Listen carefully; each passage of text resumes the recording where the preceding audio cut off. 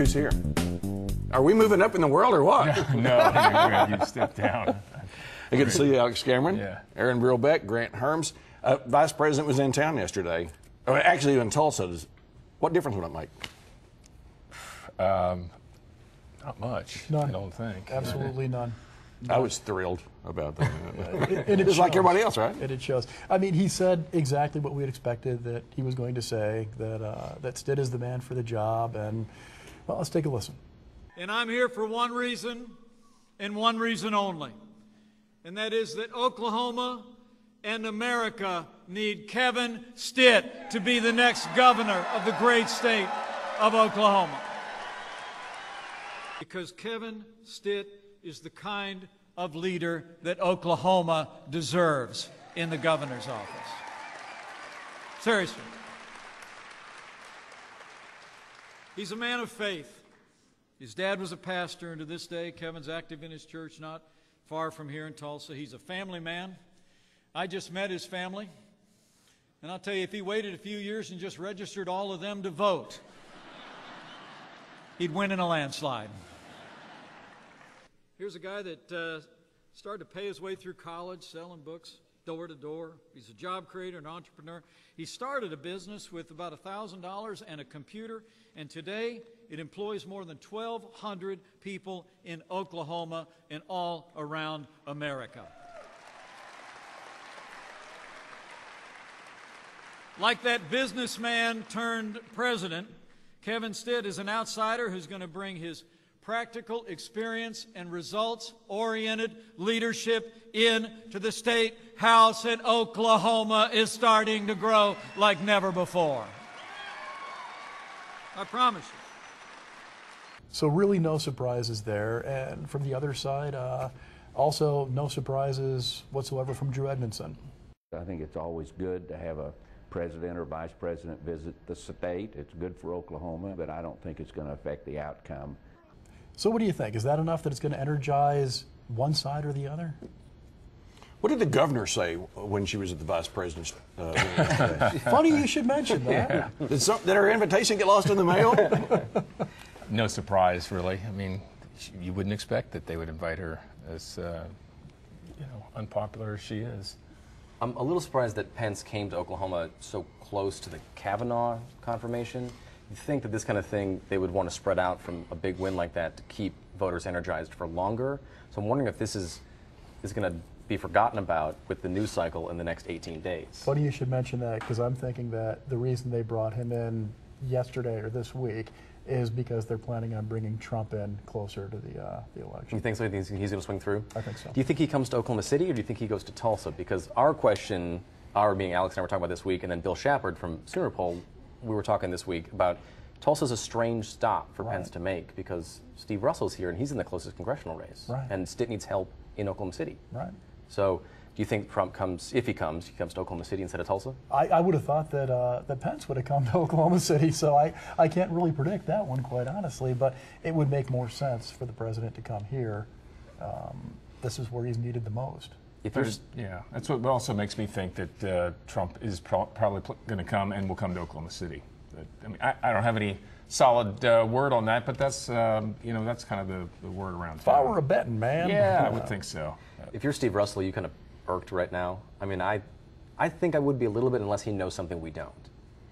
He's getting out and fundraised 4-1 by Kendra Horn, and like to get snubbed and then not get invited to Tulsa to speak is another thing, and not get mentioned by anybody up there. And that, I think, was pretty interesting. I mean, that was a visible snub. Yeah. You had the power Republicans up there on stage at the same time, and again, the invite lost in the mail kind of thing. It was very strange, Yeah. very strange. But again, it was a very Tulsa-centric event, and so it might have seemed a little odd for him to be there. And again, it just makes me think that they're probably planning for something here in Oklahoma City. But if not, you think he would have been invited? I don't know. Yeah. Who knows? But at times, Steve Russell doesn't seem to be in the inner circle to me. So I'm not totally surprised, but I bet you're right. I think he probably is a little tweaked. Is Steve Russell in trouble? It's a 10-point race. I mean, so with the margin of error, I think McFerrin did the last one. It was a 4-point margin of error, so a 6 to 14-point race. That's not nothing, especially in Oklahoma City. And the last numbers I saw is that he couldn't break 50%, which is something in its own right. I think he should be more concerned about the fundraising right now. That's pretty painful. What are the issues in that race?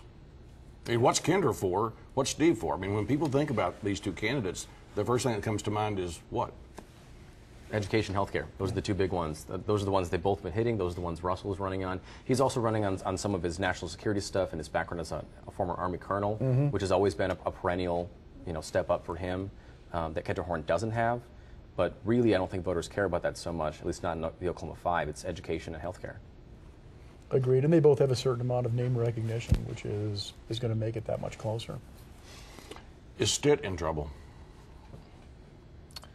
I mean, that's a lot of national heat, a lot of national help coming to town, and the president could be in a lot of congressional areas. I mean, the House is up for grabs, but if the president is coming to town, vice president comes to town, it looks to me like he's not going to places where there's slam dunks. Well, I mean, obviously it's close and closer than a lot of people looking at a red state would think that it should be. And when you look at some of the ads, the anti-Edmondson ads that are out there, some funded by the Stitt campaign, some funded by outside groups, you do get the sense that they must be worried about something because they're really vitriolic, very negative ads. Not that Edmondson isn't running some as well, but still not the kind that you necessarily expect to see from a front runner. Think those ads are going to pick up over the next couple of weeks? Think they're going to get nastier? Edmondson has a lot of money left. Stitt's been getting a lot of help from the Republican Governors Association and this group called Future 45, which I don't know where they're from, but their ad has been the most explosive that I've seen. Yep. So I think those are going to pick up as we get closer it's here. heading in that direction. I think each side is waiting for the other side to get nasty. And they've got a bunch of commercials banked up just ready to go. So Did I hear you say Edmondson has a lot of money? He's got a lot more money than Stitt does right now, at least according to the finance reports. Remember what we were talking about 2 or 3 weeks ago? Edmondson wouldn't be able to keep up with the spending? Yeah, what in the heck's going on there? I know he's getting some money from the DGA, the Democratic Governors Association. There are some other groups that have been helping him out as well from outside of the state. I think he just did a fundraiser. No, never mind, that was Kendra Horn. She did a fundraiser in Beverly Hills. But he's got help, and he's got moneyed friends in the state. The last finance reporting was from just before the runoffs, so we have some gap time. The next reporting is the 22nd, so we'll know more about their finances next week. We talked a little bit about the company. We asked a couple of weeks ago, is Gateway going to be an issue? Is Gateway going to be an issue? And you're truth testing some of this stuff, right? Yeah, that Gateway and Kevin Stitt's status with the company is going to be a part of a truth test coming up next week. There's also some things that Vice President Pence said about Drew Edmondson and his plan that we're going to be testing. So we have a couple of those coming down the pike here, along with some other ads we're testing, including one for the OK5 race. in this past week, you did one based on what Stitt did or didn't say about Governor Mary Fallin. As the race for governor tightens, political ad season is kicking into high gear. News 9's Grant Hermes has our next truth test, this time about an attack on Republican Kevin Stitt. We've done truth tests on Kevin Stitt before, but those were on his business record. This time we're turning our focus to claims being made by an outside group about Stitt's record in politics. The full ad is a little longer than 30 seconds, but the first claim doesn't start until a little ways in. Stitt opposed the teacher pay raise, and when asked about how he'd be different from Fallin, he couldn't name a single issue. Stitt even called her great. So how much of that is true? Well, let's take this one at a time. Did Stitt oppose the teacher pay raises? To say that is misleading. It's true, but only literally, and that's about it. Stitt has said he wouldn't have signed off on the pay raises because he opposed the only funding plan on the table at the time. No funding plan means no raises. But he's also said he supports giving teachers more money, he just doesn't want to raise taxes to do it. So is it true to say he opposed these raises? Yes. But implying he opposes raises for teachers in general isn't quite right. We'll rate this misleading. The next two claims we'll test together. Is it true Stitt couldn't name a way he was different from Fallin, and did he call her great? Kind of, but it's not as direct as the ad makes it sound. Here's his answer from last year. I don't know Mary that well, and all those politicians are great. I'm sure they're all nice people. I think I'm totally different than the career politicians. In my opinion, you know, they've never set strategy, they've never led, they've never hired anybody, made the tough decision. There's no easy decisions here. There's no silver bullet. His answer goes on for a little while longer, but he doesn't give specific examples. He has criticized the governor frequently during his campaign, but will still rate this true. As for calling her great, it was more about her personality rather than her policies, so we'll give that a misleading.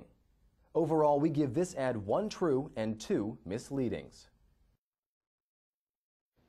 So we caught some hell for this one. By That's we, an understatement. by we, I mean me, but like we caught some for this. And basically, we had this discussion since HB 1010XX was in the Capitol building about how are we going to talk about how people feel about the teacher pay raises. Now, I've made it clear on this podcast before how I felt about that, but News 9 has decided to say what we said in what you just heard there in the package, that Stitt doesn't oppose raises outright for teachers, but it's not exactly right to say he opposed the teacher pay raises because he only opposed the tax plan for it. Right. So, caught a lot of hell for that from people who don't see a difference between those two things. Thought you were being an apologist for Kevin Stitt. Yes, absolutely. Which that's how we hear, and that whole truth just went through several layers of producers and executive producers before it made air. So that was, you know, that's where we land on talking about this issue. Plain and simple. And technically, it's probably accurate, it is correct. right? Right. Right. Well, it is. There were 2 separate bills. There was the bill to give the raises, and then the separate bill to fund the raises. A lot of people were in favor of the raises, not in favor of the way to fund them. Right. And if you listen to what I said in the story, I do say, is it correct to say he opposed these raises? Yeah, that's true. To say that he opposes all teacher pay raises, like the ad is insinuating, isn't right. Right. And same thing with the other part of that, where did he call Mary Fallon and politicians great? Yeah, those words came out of his mouth, but like contextually, that's not true. That's like just like, oh yeah, he's great.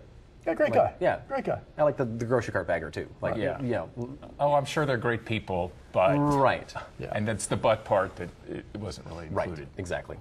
So the president comes to town, and then he waves at the cameras. Those people, just make sure we get your name spelled correctly. Yeah. All the networks come to town, they go, Grant Hermes. No, make sure that we get the spelling right. Can we bring back to Oklahoma for just a moment? Can we talk about Pauls Valley? There's some drama there. It's become a mess. It's considerably worse, I think, than anybody even expected that it would. We knew that the people who were working there were not getting paid. They knew they weren't getting paid. They knew that for a while they're going to be volunteering, hoping that they can switch this whole thing around, get this hospital off the ground. And then the city council, which also serves as the board of trustees for the hospital, decided pretty abruptly to close the hospital down. The people did not get paid, but on top of that, they found out some more interesting stuff about their paychecks. Good afternoon. Glad you're with us today. And after years of financial mismanagement, Pauls Valley Hospital closed Friday, leaving about 130 people out of work. And many of those people say they haven't been paid for weeks. Now they're finding out the situation is worse than they had thought. News 9's Brilbeck is on the scene for us in Pauls Valley.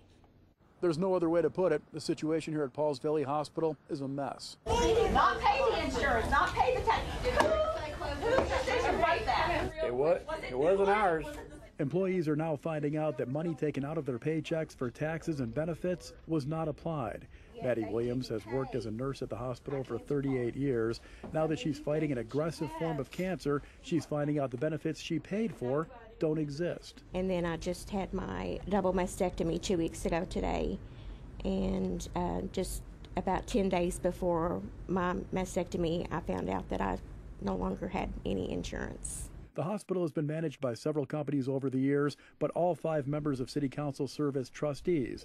They wouldn't face the angry ex-employees, so City Manager James Frizzell was sent as the sacrificial lamb. He can find out who is going to pay our check. He says City Council was just recently told about the problems with payroll, taxes, and benefits, but he fell short of blaming the management agency. They weren't accidentally not paying taxes. They weren't accidentally not paying the insurance.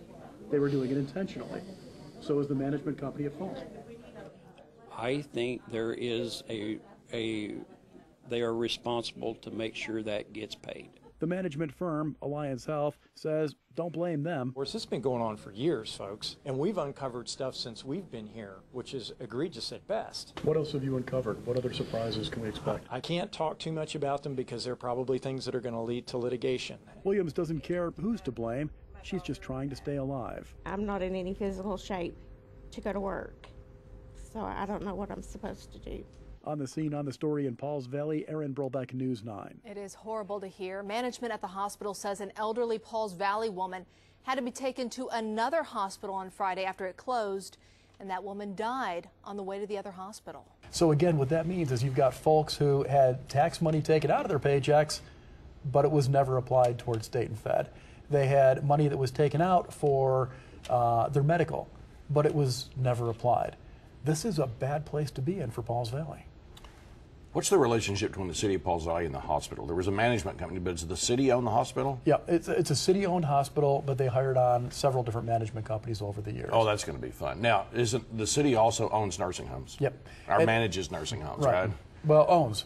Oh, let me just ask you this. When are we going to get into that? And by the way, what is the state authority over all of this that's writing this saying, yes, you can go do all of this? Well, the whole thing strikes me as strange. When did government get into private business? And aren't they competing with other private businesses by owning these hospitals? It just, the whole thing seems very, very odd and obviously very poorly run. So part of the problem right now is one of the previous management companies has a judgment against the city/hospital and is holding all accounts receivable. So any money that comes in right now to the hospital automatically goes right over to pay off this, I guess, $8 million bill that is still owed, $8 to $10 million to New bill. Light. Yeah. Mm-hmm. Yeah. So that's why employees can't be paid. But that doesn't explain why money was still taken out of their paychecks and not applied toward taxes. Then there's the bigger picture of what does this mean for healthcare in general across the state. I mean, we've already known that healthcare access in rural Oklahoma is bad, but it's getting worse. And you know, for the people who live in that area, this is really a bad deal. Yeah, and we're seeing it more and more. We saw Mercy shut down their cancer clinic in Enid. Now there's other places that people can go in Enid, but if you've got a relationship with your oncologist, this is a person who's fighting to save your life. Do you just want to bail on it? Probably not. So since this is how my brain works, at what point does Pauls Valley, does Mercy, does that enter into the governor's race? Because neither candidate really has talked about healthcare a lot. Stitt, I don't remember his plan. I know Edmondson wanted to take and wants to take the Medicare expansion money, but that's about it. And Stitt said he does not want it. And Stitt doesn't want it, so I don't know what his plan is beyond that. I don't remember him saying much of anything about it. It's essentially, he's got the same talking points, which is he's going to, for want of a better term, divert those expenses to municipalities. So almost like his education plan in the same way. Same deal. So then at what point do rural voters, you know, make a decision about a candidate here, because this affects them and neither is saying much about it?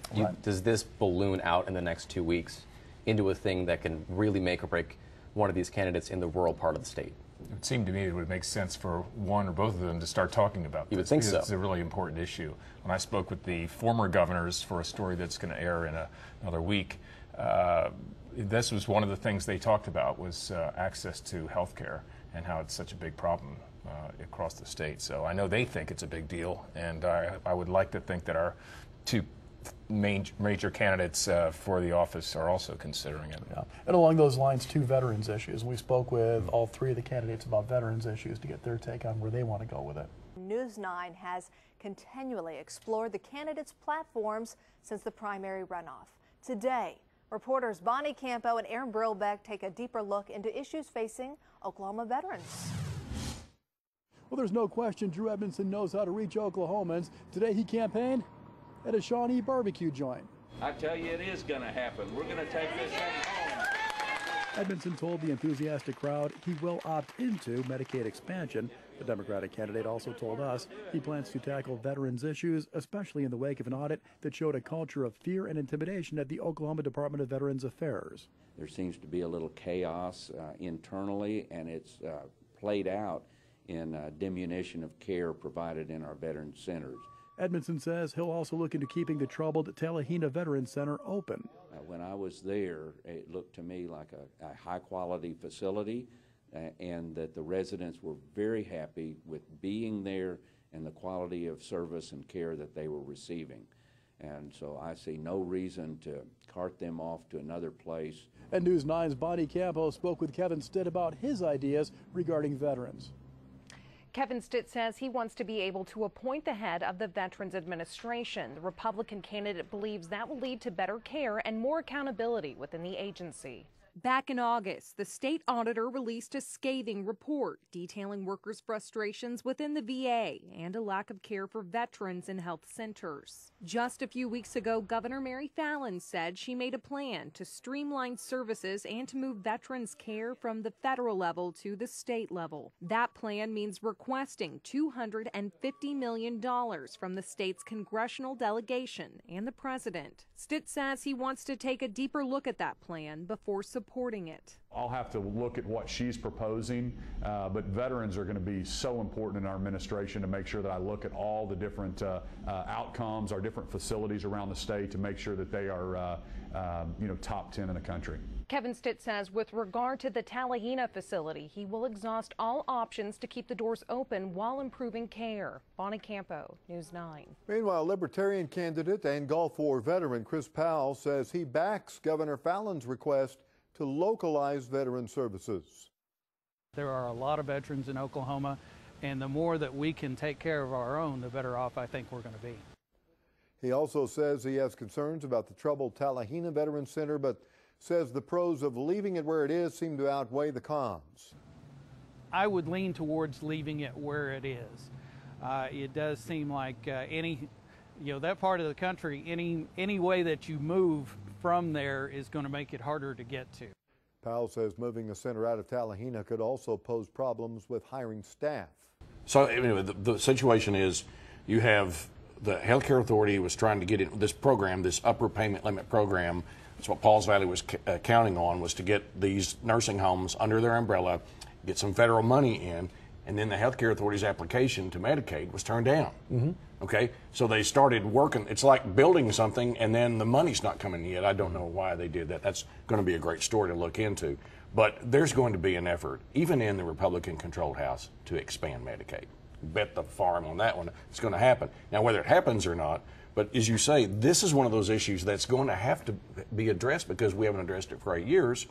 And I'm not sure the public is into it yet, but they're going to start getting into it when all their hospitals are shutting down and they can't go anywhere for health care. I think bet the farm is the perfect phrase for it, because that's literally what some of these families are going to have to do if we don't fix rural health care.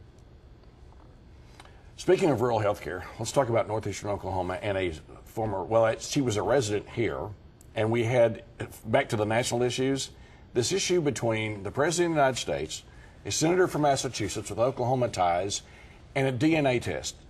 Those people, have you got your DNA in 3 test yet? I mean, is this, I would say this is the craziest thing I've seen in some time, but it's not. You want to help me unpack this thing? No. Wow. Yeah. I mean, like, obviously, we're talking about Elizabeth Warren and the Pocahontas comments that President Trump has made repeatedly about her and her heritage that she's talked about, having Native American heritage. It was a part of her application to be, I believe, on the staff at Harvard while she was, but Harvard says that it had no bearing on her hiring. And so she does this DNA test to do this. And I think the bigger part, at least for our portion of Oklahoma politics, is that Cherokees got involved. Right, which is pretty much unheard of. Unprecedented. The DNA test shows that she's give or take 1/1000th Native American. And the Cherokee spoke out and they said, well, first of all, this is very offensive. Having a little bit of blood in you, Indian blood in you, does not make you one tribe or another. And they kind of went to town on her a little bit. Yeah, I mean, this is not how they decide citizenship in the tribal nations, is whether you have some blood. They look at your heritage and your family tree, and that's how a lot of them make the decisions. So the fact that she may have a little Native American blood in her, doesn't really. Chances are we all do. She did say publicly that this wasn't about being a member of a tribe or being a citizen of a tribal nation, but boy, it's tone deaf, and it's tone deaf for someone from Oklahoma who's probably going to run for president in 2020, and this might have just killed her shot. And I question the timing of it. Why would she do this? Democrats are mad at her for that. I bet. A lot of Democrats have been taken to Twitter, because that's where they live. But like, and been like, why do this 22 days before a midterm where this is just going to whip up the other side? And they're going to do that on their own. Yeah, it's like she tried to play Trump's game and she lost. Right. It was probably best just not to try to play that game. Do you think that reflects back in Oklahoma at all? Do you think that Oklahomans with actual recognized tribal heritage or membership to a tribal nation, do you think those people are pissed enough to get out and vote against Democrats? Do you think it goes that far? Unlikely. Yeah. I didn't get that sense, did you? I don't get the sense that it rises to that level.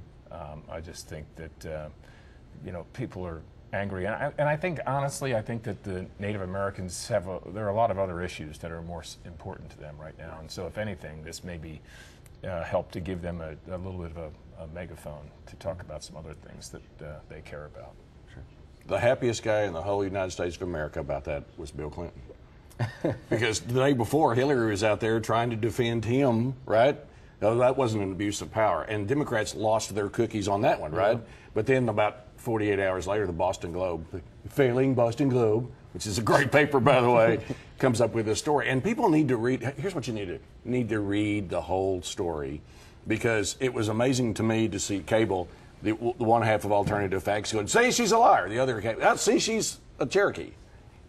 It's somewhere in the middle is the story. It always is. Yes, it always is. Absolutely. And that's why the free press is really important. And that was not a fake news story. And you need to read that for yourself. Holy cow. Is this how we're going to end it? I think that's it. Okay. It's been fun. From this alternative universe to yours, have a great weekend. Follow me on Twitter. It's @MitchellTalks. Thanks, Alex Cameron, Aaron Brilbeck, Grant Hermes, who is soon to be in the national press because the president will be calling his name.